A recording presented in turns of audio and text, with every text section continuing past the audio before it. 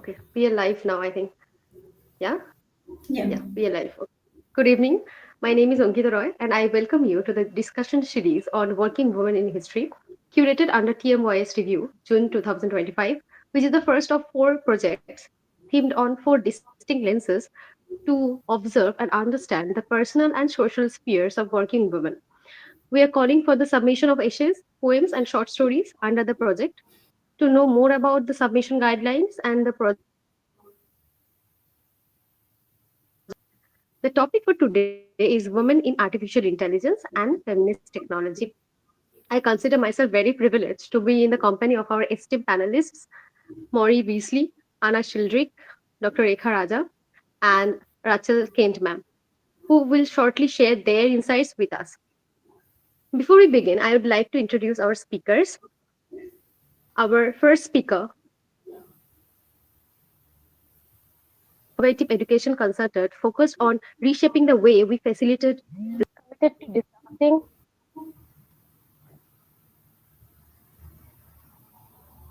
she emphasizes the importance of asking why in every learning experience. Anna is known for the STRIVE model, a unique model that prioritizes productive struggle, allowing students to engage in deep thinking and problem solving as a thought leader in navigating the impact of AI on education. Anna has designed workshops, professional development series, and coaching programs that help schools adapt to the evolving role of technology in learning. Her expertise extends globally, offering consulting services and coaching sessions that prepare educators to foster creative thinking, human skills, and critical analysis. Skills that AI cannot replicate, whether leading workshops on or contributing to global conversations. Anna delivers actionable research-based strategies that push the boundaries of education, guiding schools towards meaningful transformation. We are delighted to have you on the panel, ma'am. Thank you for joining us. Thank you for having me. Our second Our second speaker for this session is Dr. Rekha Raja, ma'am. Dr. Rekha Raja is an assistant professor in artificial intelligence at Indian Institute of Technology, Hyderabad, India. She specializes in robotics and AI with 14 journal publications and 24 conference papers, a recipient of the IEEE Young Researcher Award, and she has held research roles at IIT Kanpur, India, UC Davis, USA, and Wageningen University, Netherlands. Dr. Raja is a member of IEEE and ASME. We are very delighted to have you on the panel, ma'am. Thank you so much for Thank you joining. so much for Our inviting me. Thank you.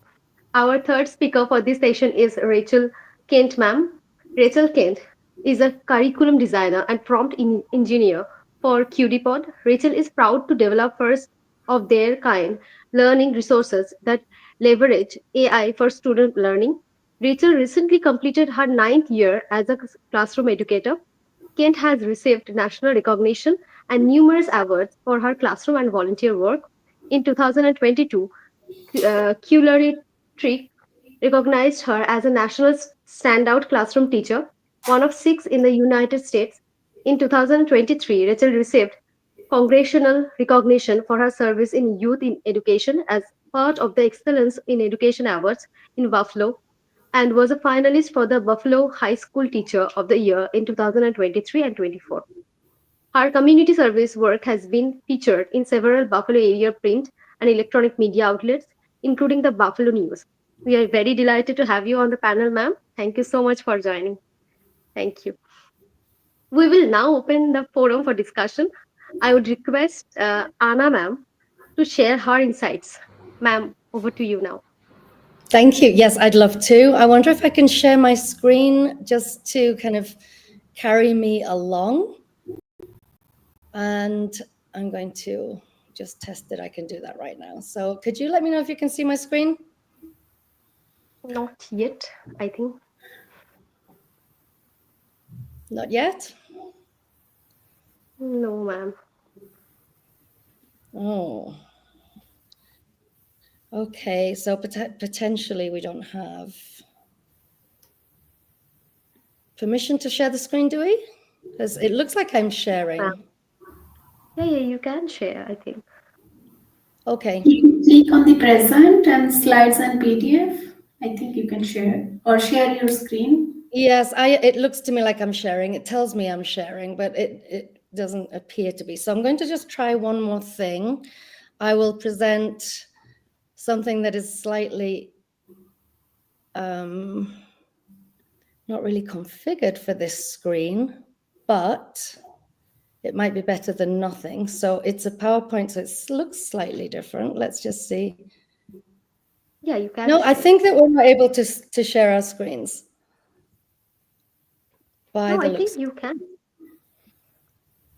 Okay, well, I'll just carry you through without the presentation. Don't worry, because I don't want to take up too much time. So I'll just, in sharing my perspective, a little bit of what I do and where I'm coming from. I've been working in education for 30 years. And the biggest question that has always come into my mind is, why does school look the way it does? Why does it look like this? And I started in an education context in my own country in the UK, then I worked in France, then I worked in Mexico, and every single space that I worked in, I would ask, why does school look like this?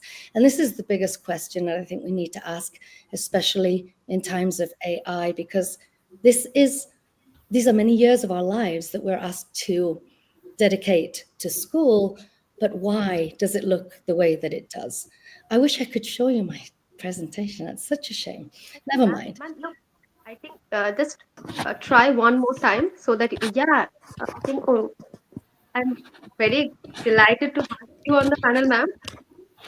So kindly, ma'am, before you continue, I just want to introduce her to everybody. Can I? Go ahead, So, Yes. please. Can you guys hear me? Yeah. yes, everybody. Awesome. So, how are you, ma'am? I am good. I am good. It's 8:30 in the morning here, and I got up here at 8:20, and I started looking at my emails, and it was like, okay, I have the email thread, but I don't see the link. So, it's one of those mornings. One of those mornings. So, did y'all ask for me to introduce myself real quick? Is that what was that? What that was? Okay, awesome. Well, my name is Maurie Beasley. I am a 20-year veteran educator, counselor, principal, network administrator in the private sector for 20 years before I entered education.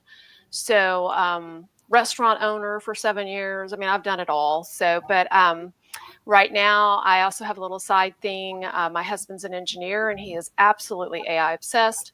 So we have a thing called AI Education Professionals, where we travel around the United States and we do a lot of trainings for teachers on how to utilize artificial intelligence in classrooms. Okay, thank you, ma'am. Actually, I was going to introduce you. Thank you so much for your brief introduction. But as always, I will introduce you to everybody. Uh, so, our uh, last but not the least speaker for this session is Maurie Beasley, ma'am. She is an experienced educator and co-founder of AI Education Professionals, where she has spent the past 2 years training districts and teachers on integrating AI into the classroom with a background as a counselor, principal, and K-12 administrator. Maury is passionate about ensuring that AI solutions serve both students and educators, particularly in rural areas. Her work focuses on using AI to enhance learning environment and operational practices while promoting equity in education. Maury is also the creator of Agnes, an AI toolbox designed to empower teachers to explore AI's full potential. We are very delighted to have you, ma'am. So I think, ma'am, you can continue, Anna, ma'am. I think please try once more so that we can see what you have. Yeah, I can actually see my presentation here in our room. So I'm not sure if it's potentially that you need to authorize it. I can actually see the presentation. I'll try one more little time. Can you see that now? Yeah, I can see it here. It's in the room. Potentially, you just need to highlight the presentation. But if not, let's not worry about it too much. So I was talking about how my fundamental question here when I'm speaking to students and teachers or educators is, why are you turning up to school? What is your purpose? There we go. Yeah, There we can see it. good. Thank you. Thank you so much. Why are we showing up to school? What is it that you're doing when you turn up in the morning? What are students doing when they turn up in the morning? And if we look at what school tends to look like across the world, there doesn't seem to be this overall purpose that school was created for. And I think that we have lost a little bit of why school was created. And this is something that I think that we have to keep very fresh in our minds of why are we doing what we're doing. We don't want a checklist to get through and a graduation certificate to say, I completed a checklist. I would say that school is to thrive. And to thrive, I'm talking about many different elements of what thriving is. I think we can thrive academically, emotionally, socially. And I asked some people that I'm working with, what does it mean to you to thrive? And we think about our life goals. We often think about, well, I want to be healthy and happy and, have good relationships with my loved ones. So to thrive, it involves many different things. Here are just some of them. Great, strong mental health. And if we look at schools, we often have a lack of mental health. We have teacher burnout. We have students not understanding what they're doing and why. Lots of different elements to what thriving means. And we would love to see people thrive every single day of their lives, not just in the future. I'm looking at thriving every single day of our lives. Does school allow this? Does this industry offer that service? And if we look around, we can see that many times it doesn't offer that service. And I think that I see a lot more disenchantment than joy sometimes. And this is something that I really wish that we could change. And the time is now. The time is AI. This is a pivotal, key moment in time where we can actually change the way that we do things. And I think many of us have been screaming for a change for a long time. And to me, this is the perfect moment to actually make a change, because this is where we can stop and rethink what it is that we're doing. And why should we stop and rethink? Because of AI.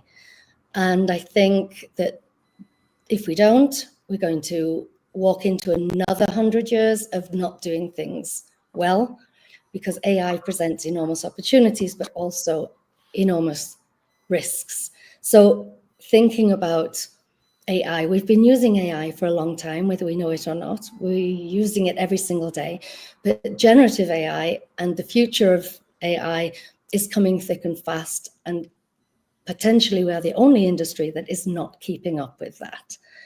So one of the things that I consider really key to what I do is thinking about philosophy before technology.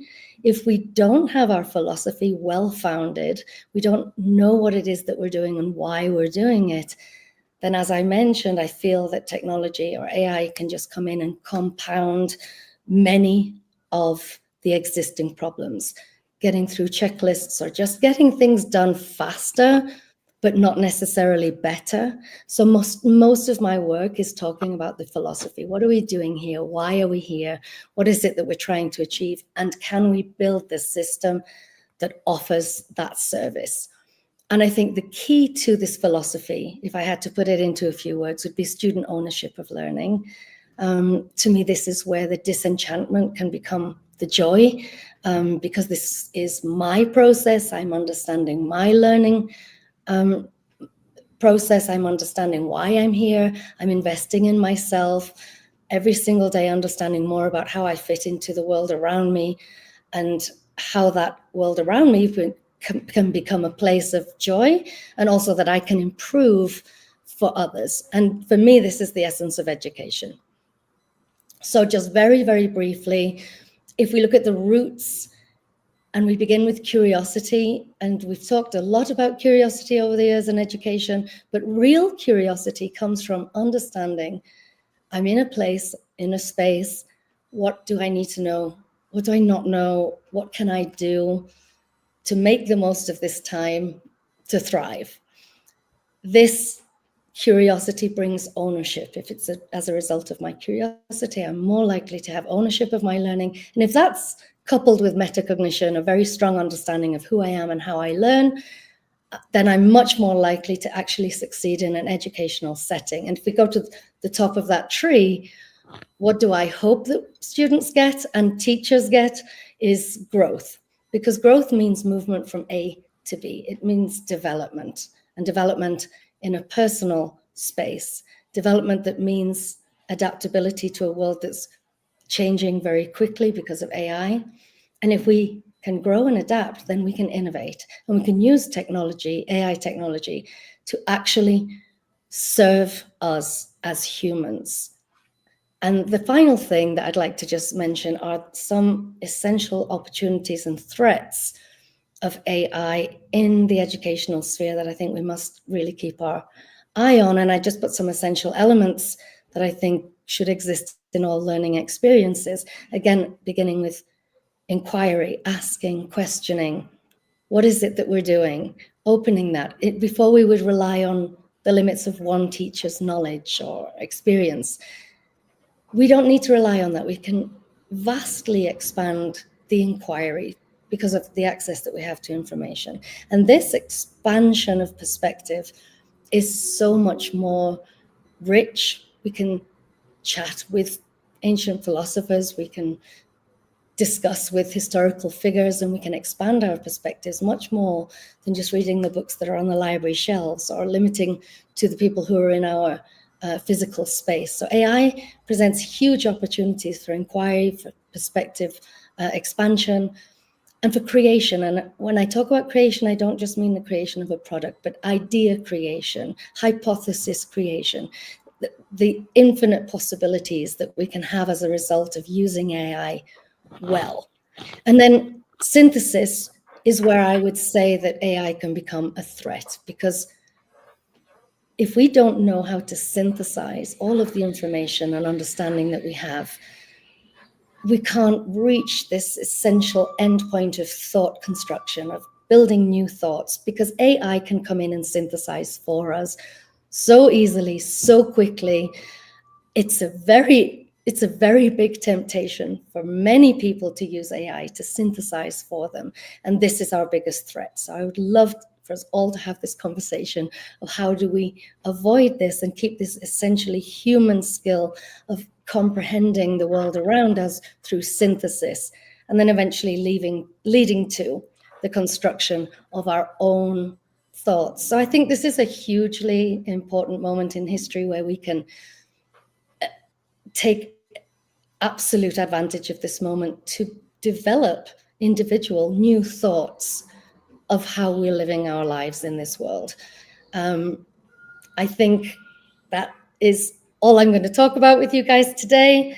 This is me. This is how you can reach me. I can drop this in the chat later, and I will try to stop sharing. I think I've used up my time. Thank you so Actually, the much. thing is, I never thought of like fitting into the world, connecting with AI. It's like something I have never thought of. Like history and philosophy, all are so connected with AI, and this field is so like it's not so new, but the thoughts behind this is very new to us. Like as we are using AI technology and stuff, but we haven't thought such deeply that you have shared like it created a new space in my head. Like the thoughts that you have shared really like inspired me to go through all the things much detail actually. So thank you so much.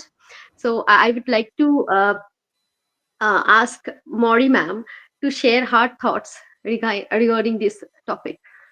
Ma'am, Yes. over to you. Yeah, so I did not do a presentation because when you sent the questions, I was like, oh, well, this is, I'm just going to talk about this because rural America, which is, where I'm at, is in rural America. It's very difficult because we are always very, very slow to adopt anything new because there's so many other things that rural America prioritizes over education. We prioritize things like yeah, showing agriculture or sports or deer hunting. I mean, there's things that our families prioritize. And so when you start talking about this great new technology in rural America, you have a lot of kids that are not only missing out because of the cultural differences between rural America and the cities, but also just a lack of access to this kind of stuff. So one of the things that we are really trying to do is make sure that they understand that artificial intelligence is something that can help with everything. It's not something that is only for math and chemistry and learning how to write a better paragraph, but it can help you with data analysis of crop rotations and your analysis of the water flow through the geographical landscape of our river, which provides water for our town. And so that's one of the things in rural America that we're really excited about. I'm very concerned about the digital divide. I think that artificial intelligence is going to greatly exacerbate the digital divide. We have a AI Trailblazer program that we have placed into our school system, and I have personally adopted 5 teachers, and I go into their classrooms all the time and talk to them about artificial intelligence. And those 5 teachers are willing to, do things that are new. Well, the other day I was in one of the 5th grade classrooms, and they call me the AI lady. When I walk in, they're like, "Oh, the AI lady's here." And we do fun things like, okay, let's pull up, the AI and let's ask it to take this lesson and give you 7 new things that you could do as an enhancement to this lesson. And this one little kid walks over to me, 5th grader. You're talking 10 years old. He walks over to me and he goes, "Oh, Miss Beasley, look, I've got ChatGPT on my cell phone." Nobody else in the classroom has ChatGPT on their cell phone, but this little boy, whose dad is an engineer that drives back and forth an hour and a half every day to get into Austin, Texas, has him a paid-for subscription to ChatGPT on his cell phone. So this kid is going to have a huge advantage over the other student that's in this classroom that doesn't have that access. So what I am fearful of is that K-12 education is putting their head in the sand and they're not adopting artificial intelligence, and therefore that student who doesn't have that access is not going to be exposed anywhere else.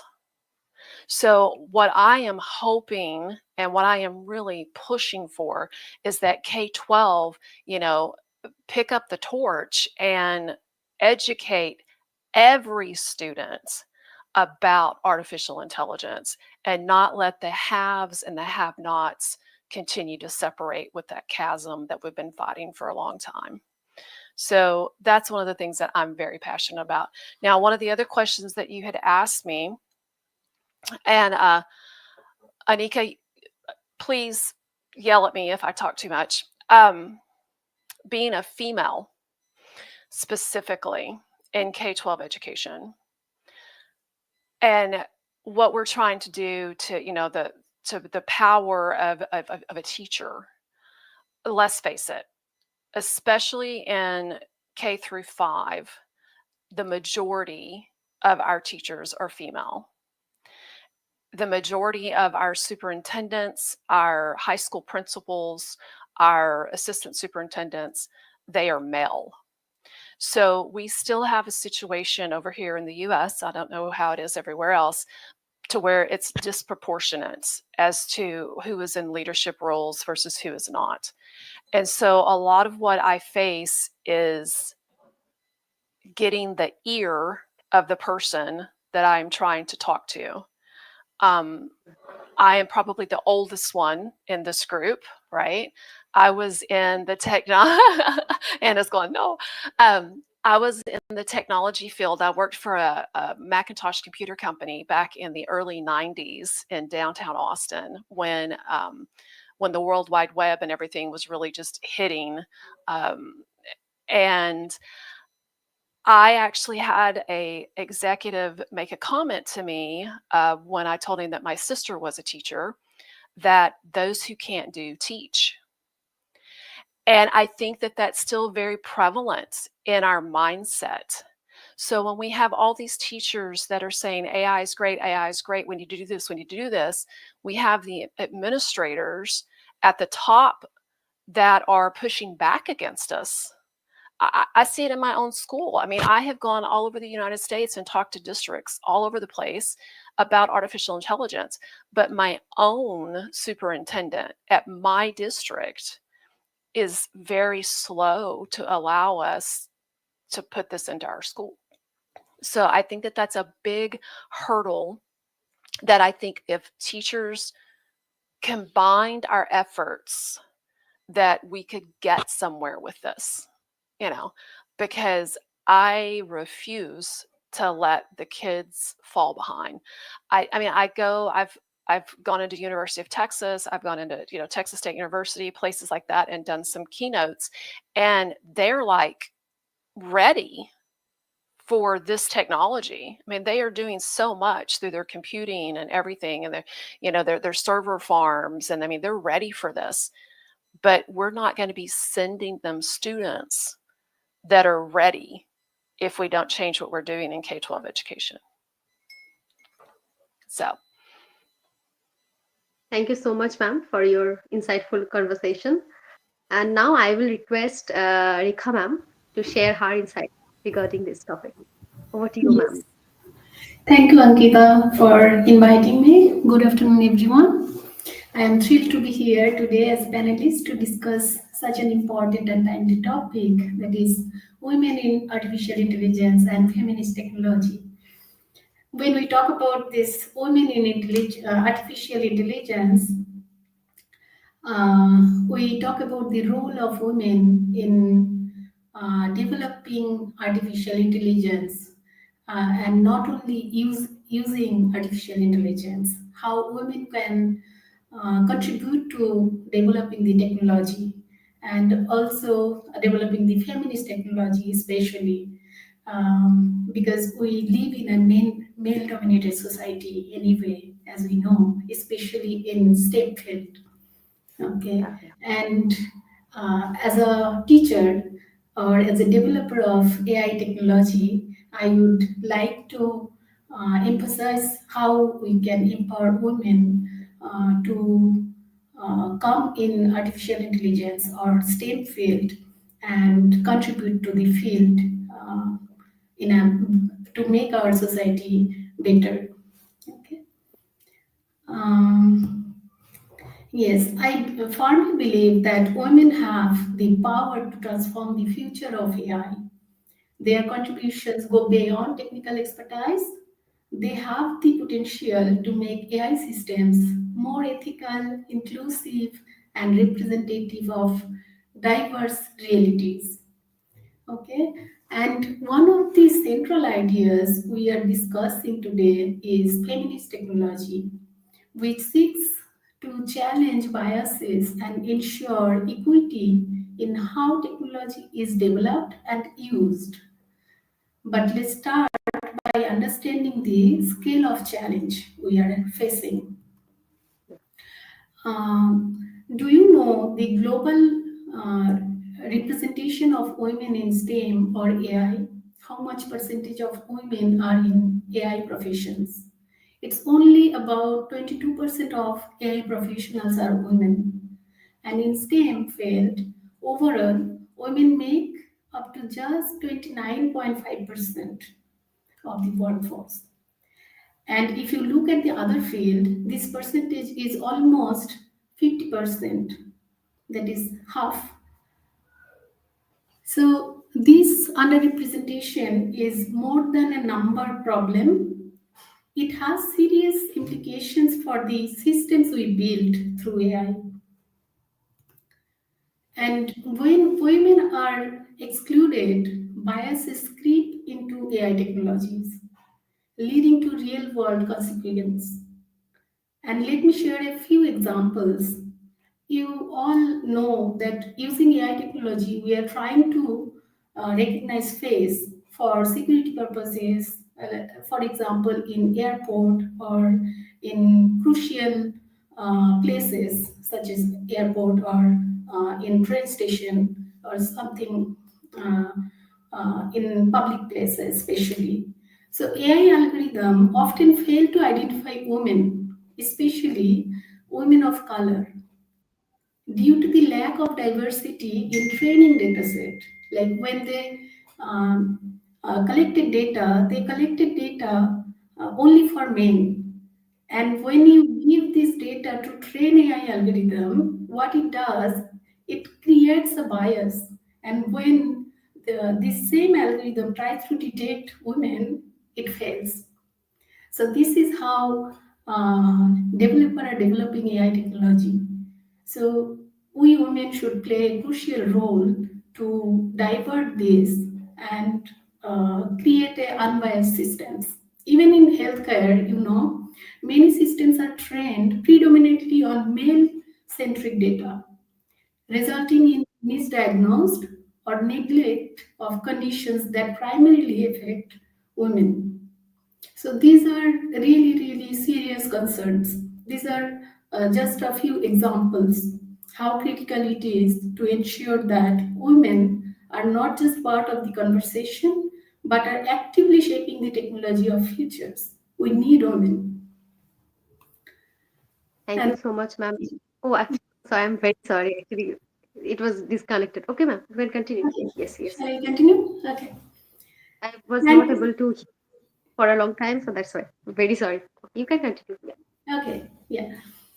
Thankfully, we are seeing efforts to bridge the gap. Initiatives like Women in AI and Women in Machine Learning provides mentorship, scholarship, and networking opportunities.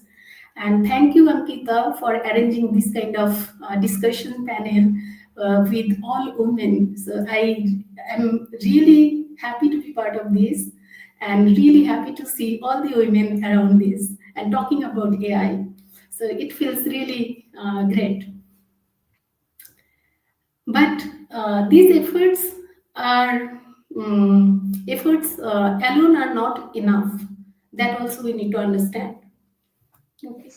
So coming to the feminist technology is more than just including women in tech.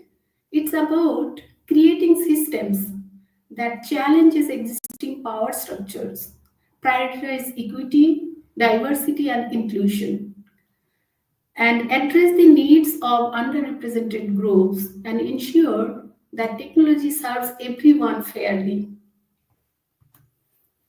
And here is how feminist technology can shape AI for the better society. So I'll give a few examples.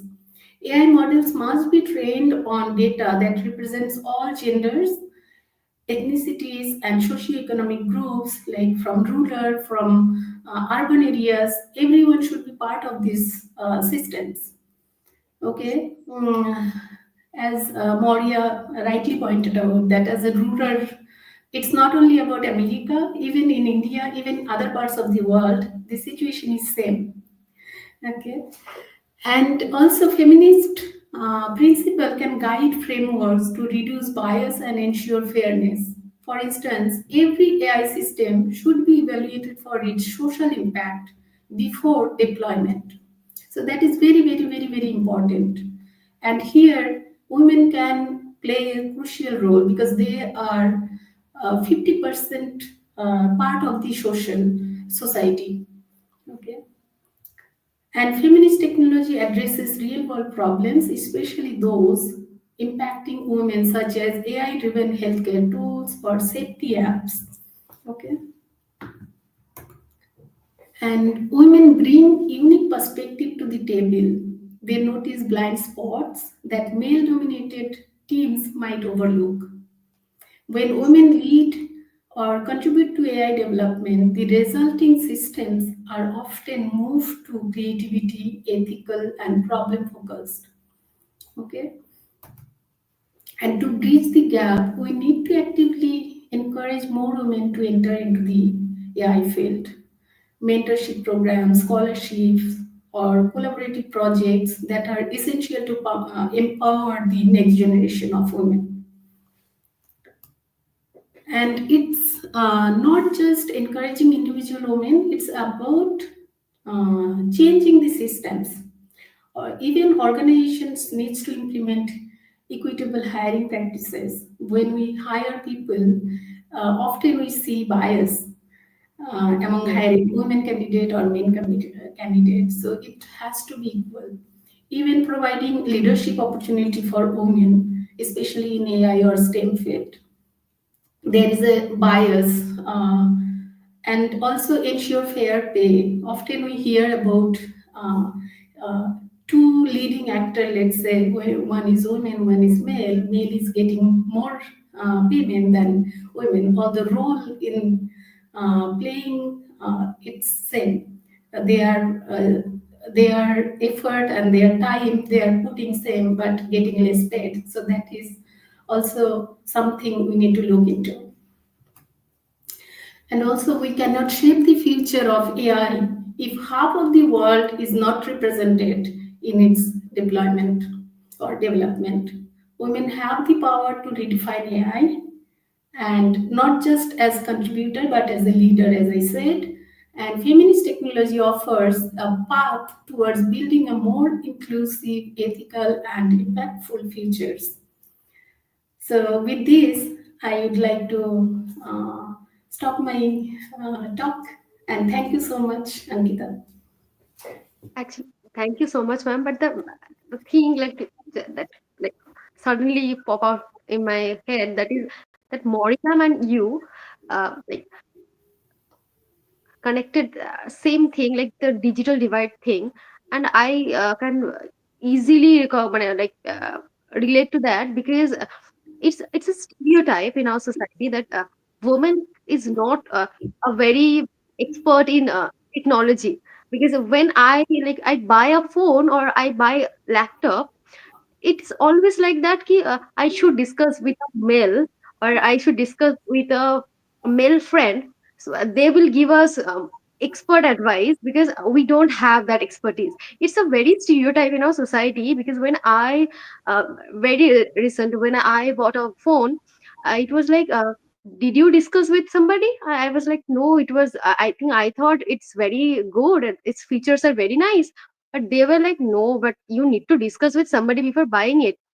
So that the digital divide is also there in the gender, like the gender stereotype in our society, which always dominate women, always dominate the female, so that they can't get the access. The thing that Maury ma'am also uh, tell us that accessibility is very important. Because in rural side, or there is a generation gap also. Because in my family, it is very prevalent, because my father and my mother is not so they were not so accessible with this kind of thing.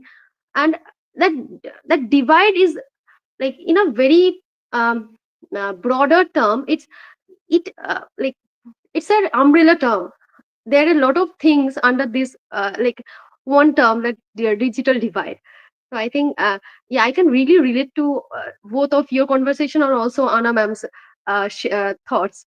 And I would like to ask Rachel ma'am to share her insights regarding this discussion. Over to you, ma'am. Yeah, thank you so much. Very interesting. I've loved hearing from all of the other speakers. I think our perspectives combined provide a really powerful narrative for why feminine viewpoints are so essential to have in the development of really any technology, but really specifically artificial intelligence and large language models, which we know are going to have a huge impact on everyone in the world who was just born to just the gray of our society as well. So I did want to share a little bit about myself. I am currently a curriculum developer and prompt engineer for CuriePod, which is an educational technology company that focuses on building immersive yet safe learning opportunities that leverage artificial intelligence for students. So I am very, very privileged that I get to spend almost every single hour of the week interacting with ChatGPT and other large language models, really to make research, make innovations, and create learning experiences that are really powerful for our students. My journey into artificial intelligence is probably very, very different from most others who are working in this field.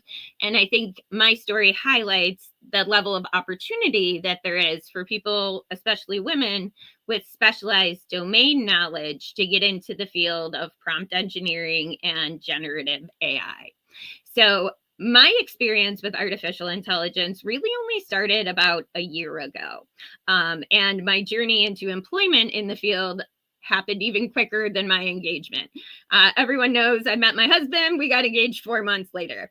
I met ChatGPT.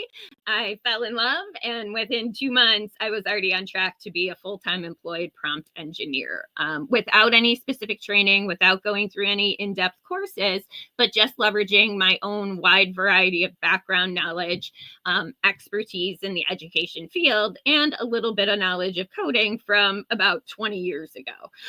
So I really want everyone to know who has been feeling kind of nervous to start interacting with ChatGPT, like, you don't know enough to get started. What you know is more than enough to get started with ChatGPT. And using large language models and artificial intelligence is not just limited to the workforce. It's not just good for careers. It has been one of the most helpful tools that I've had with organizing my personal and home life, and really kind of understanding myself, my thinking, and the world around me on a moment-by-moment basis.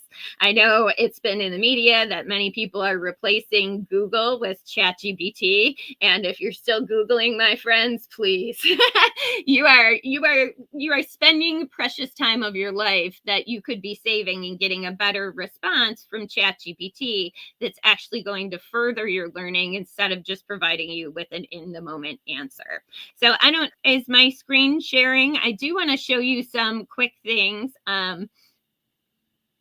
Here. So just to go back into my background for a moment, as I mentioned, around this time last year, we had a personal tragedy in my family. I was an educator working in an inner city multicultural classroom. I was actually teaching high schoolers how to become teachers. I had 6 different lesson plans to write, and I knew I was going to be out for 2 weeks. What do? We just lost my father-in-law. I obviously couldn't have just taken all of this time to write lesson plans, but I needed to get this work done. I'd been interested in artificial intelligence, but hadn't gotten into the tools yet. I started my adventure with the typical kind of wrapper tools that we see a lot of educators using, the magic schools, the AI, the EduAids that are helping to write lesson plans and create passages for students. And that worked amazingly for me in the moment when I needed materials for a substitute. But as I delved down deeper, I got into those 3 sleepless nights that Ethan Mollick talks about when you get into using a large language model, where you go, oh, it can do this. Oh, but it can do this. And I realized that anything I'm curious about, I can learn more from with ChatGPT. And even between the time I started using in December really of last year to this year, the capabilities of the models and my level of knowledge has grown so exponentially using ChatGPT as a thought partner instead of being just a source of information, that it's really grown into a lot of developments that I'm now able to apply back into my work life. And it's leveraging my domain expertise as an educator, having a master's in education, knowing how to instruct step by step, being used to reading really quickly through responses and iterating and asking the right follow-up questions. All of those really helped me to create kind of a brand new language for prompting that has really changed the level of what not only myself, but my company is able to do. And I really want to emphasize that prompt engineering is something that's needed in every single field. Prompt engineering is being able to assemble the inputs for a large language model in the most efficient way for the quickest processing and the best outputs. Everyone who has a domain of expertise, whether it is pet care, car maintenance, construction, education, medical field can become a prompt engineer by leveraging that domain expertise, reviewing those outputs, and really learning that high level language a lot of companies are looking to integrate into their systems. So I really encourage you to reach out to people within the field of artificial intelligence, not just looking at research that might be posted online, because the developments in artificial intelligence are coming so quickly that we're finding a lot of people don't have time to publish the traditional research papers. So especially for women who we know have a lot of additional responsibilities outside of just maintaining a career and having income, leveraging prompts that really help to streamline life processes. Recently, just for the new year, I crafted a prompt for ChatGPT to create a health plan for the new year with my shopping lists and all of my recipes and everything. And within 30 minutes, I had everything planned out that I knew would save myself hours. It's also great for other areas of expertise that may have traditionally been seen as male, for women who don't want to go maybe to a car dealership to find out what's wrong with your car. You can prompt ChatGPT and say, I have a 2014 Jeep Wrangler and it says that this fuse is not working, and it will do a beautiful analysis and tell you everything to check, so that maybe you don't have to go to the mechanic, or when you do, you're going to be going with the knowledge that you need so that you are not taken advantage of, which is one of those stereotypes we have a lot of times with women who are traditionally trying to receive services in a male field or break into a male field.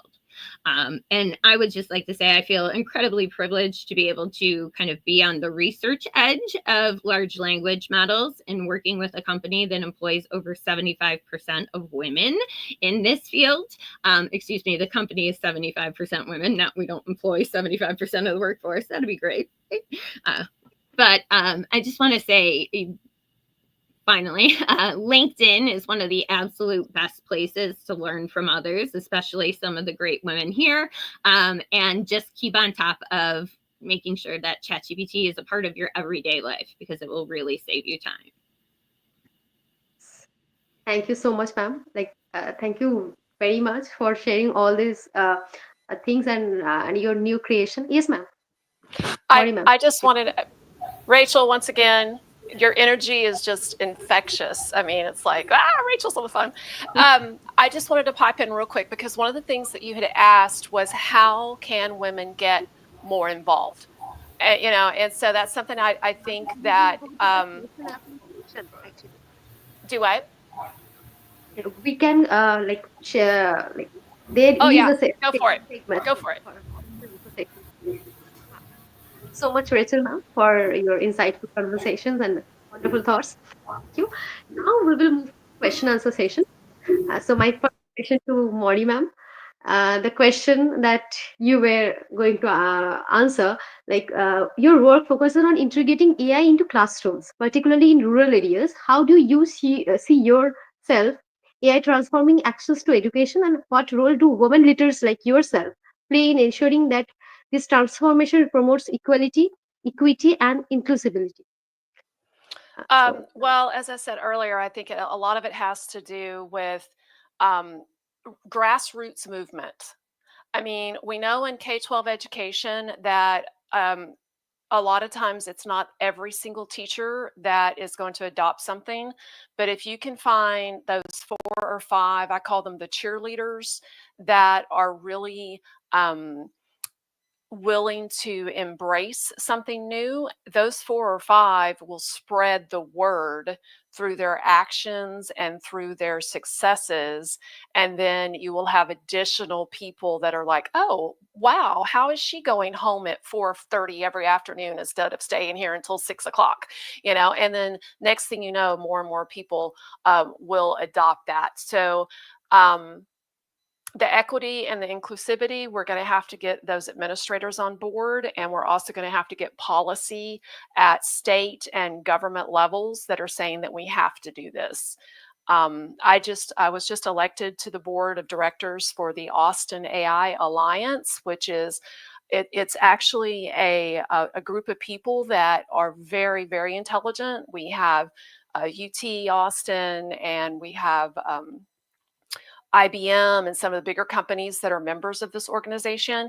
And I think I'm the only representative from K-12 education there. And so it's like just me continuing to, beat the drum and say, don't forget us, don't forget us. This is where it starts. This is where it starts. And so just really being willing to shout it from the mountaintop. So that's what I would say. Yeah, everything should start from the ground level so that it can grow to the further. Because I can't teach my grandmother, like who is like 90 years old, can't teach them how to solve all the algorithms. But I can try to teach my sisters or brothers how to do that, so that they can, when they will be a big person, they can access it with full potential, right? So yeah. So my next question to Anna ma'am. Ma'am, you emphasize the development of creative thinking, critical analysis, and other human skill that AI cannot replicate. What role do women in AI leadership play in ensuring that these skills remain a core focus in education system worldwide? Ma'am. Yeah, so I think that a lot of us, this is what I wanted to the point I wanted to get at when I was giving my mini presentation earlier, that this is the time to get it right. And to get it right means ensuring that the human skills remain the core focus. So I think a lot of us, women and men around the world, are doing amazing things to ensure that these human skills are at the forefront. But I do think that historically women who have had to really think creatively and overcome challenges that men have not had to face, to develop adaptability, facing all kinds of constraints that men traditionally have not had to face, gives us this opportunity to deeply value human ingenuity, the skills of having to work through situations using that critical thinking. And I love the word ingenuity. We have to use ingenuity as women. I personally, as a working woman with children in a foreign country, I know exactly the magic that I had to do every single day. What does that do? It grows your brain. It helps you to become a problem solver. And I think also advocating for representation and equity historically has really made us nurture those essential human skills. So when we're looking at an AI world, we want to be sure that we are, we're avoiding the biases. We're creating systems that are bias resistant. Women are uniquely positioned to do that. And also to be careful that we're pushing back against trends to reduce education down to data-driven efficiency. Again, another threat that AI can represent is that we just become data. And so I think that women do have this huge opportunity. I think that we are the ones who can bring that into education and keep making sure that the human skills endure. Yes, ma'am. So my next question to Rekha ma'am. As a researcher in AI and robotics, what challenges have you faced as a woman in predominantly male-dominated field? How do you believe your experiences contribute to inspiring the next generation of women in STEM? Yeah. Okay, so I'll start with your first question, that as a woman in a predominantly male dominated field, what are the challenges I faced? So, before talking about the challenges, I would like to tell you something, that how these challenges comes into our life, and when we especially see something unusual happening, then we realize, okay, this is something different and this might be a little bit challenging. Okay, so I'll take some time to answer this question, because this is very important questions. Okay, so I grew up in a joint family in a village in India, and I was fortunate to attend school where I never noticed any significant differences between number of boys and number of girls in class. Okay. It felt very natural to me that as if opportunities were equally distributed. However, this change drastically came in front when I entered in engineering college. Okay. Out of 40 to 50 students, there were only 5 to 6 girls. So it's not even 20%, right? So this disparity became even more as I moved up in the academic career, especially during my PhD. I was fortunate to get my PhD, study in one of the premier institute in India, that is IIT Kanpur. So I often found myself as the only girl in certain classes or meetings. Okay, so it was a stark reminder of how few women pursue advanced studies, especially in technical fields. Even the infrastructure sometimes did not support the presence of women in such space. It's very funny. I'd still like to talk about that. We used to live in a girls' hostel, like it was a residential institute where the boys used to live in boys' hostel and girls used to live in girls' hostel. And in boys' hostel, there was a toilet for girls, but there was no toilet for girls in boys' hostel. But if you see at the girls' hostel, there was a toilet for boys, although there were women workers who works in boys hostel as well as in girls hostel. So it starts from there. Like this small but symbolic disparity highlighted the ingrained gender bias, right? Even in environments designed for excellence and inclusivity. Yes. Also, while these challenges exist, I never let them define me. I always saw myself as a student or researcher first, without attaching my gender to my identity. You know. However, the even if you go beyond, like when we transition to the job market, it brought its own set of hurdles. Like when I was preparing for an interview for an assistant professor position in Netherlands in one of the premier institute, technical institute.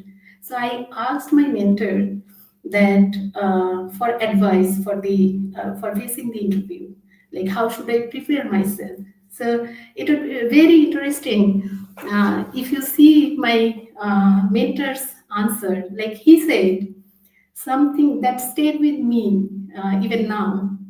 So he said, remember, Rekha, you are competing in a field dominated by men, and you need to ensure your voice is strong and presence is felt. Okay, so he never gave me advice on technical aspects that prepare this, prepare that, but he pointed out that you would be the only woman in the interview panel, so you have to feel the panelist with your presence. Your voice should be strong. That sounds equal to men. So it's like his advice was very different, which I never expected, even in a first world country. So you can imagine in third world country like India, it is even more, right? So it was a reflection of how societal bias and perceptions shape expectation of women in male-dominated field. And about your second question, yeah, that is, how do I believe my experience contribute to inspiring the new generation of women in STEM? Yeah, while challenges remain, as I said, as I spoke, I am very optimistic about my future, about the future of other women.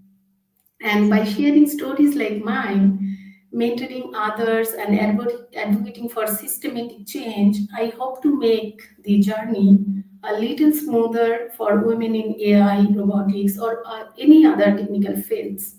So that's how I think women will get encouraged. So thank you. So proud of you, ma'am. Like hearing from you, from your stories, we are like deeply proud of you, because the challenges that you have faced or you have seen in your hostel and things that are very normal in India. Like we don't have access to multiple things.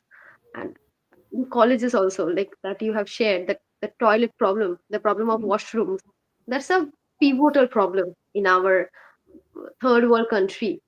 And like that is the like very ground level problem. And being a tech expert in a male dominated stream is also a very challenging thing that you have taken as your academic stream. Very proud of you, ma'am. So my Thank you. next question to Rachel, ma'am. Ma'am, you have received numerous accolades, including congressional recognition and national awards. How do these achievements reflect the growing importance of integrating AI into education? And how do you see yourself as a part of the historical narrative of women advancing technology in education? That's a great question. I am incredibly honored to have received these types of accolades, but I don't necessarily feel that what I have done or did do in the classroom was above and beyond what very many teachers do on a daily basis, very much unseen, right? And I think that is also tied to the view of education and the system that we've created for our educators to work in, which is not based on recognition of accomplishments, but graduating batches of children and pushing them through to the next classroom year after year.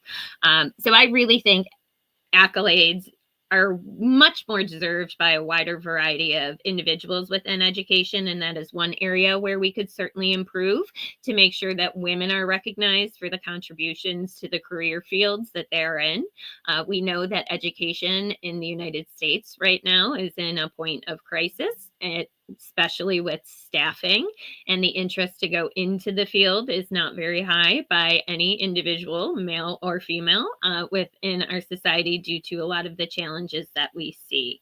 So bringing the accomplishments, adding in career pathways into education that don't kind of lock a teacher into being in the same classroom for 30 years without teachers needing to invest in additional degrees.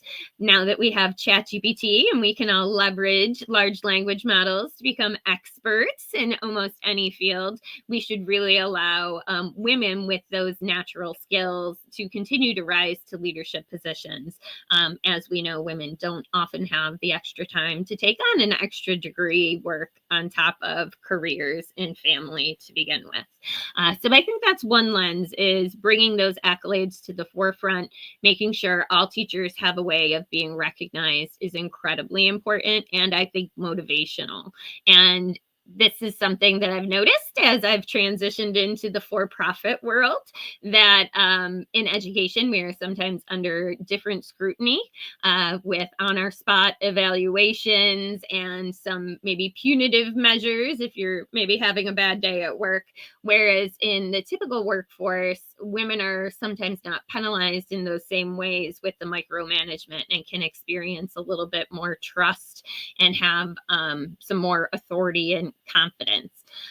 And ability to share their voice, which is something a lot of teachers don't feel like they can do. But in my later career years, I just ended my 20th year, I was one of those individuals who knew that speaking up and sharing my voice, despite what it might do in the background of education, was really important because a lot of teachers are silenced.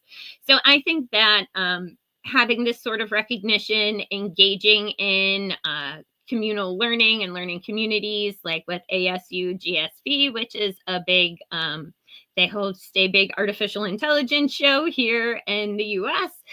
It's really important just to ensure we have those female voices on representation.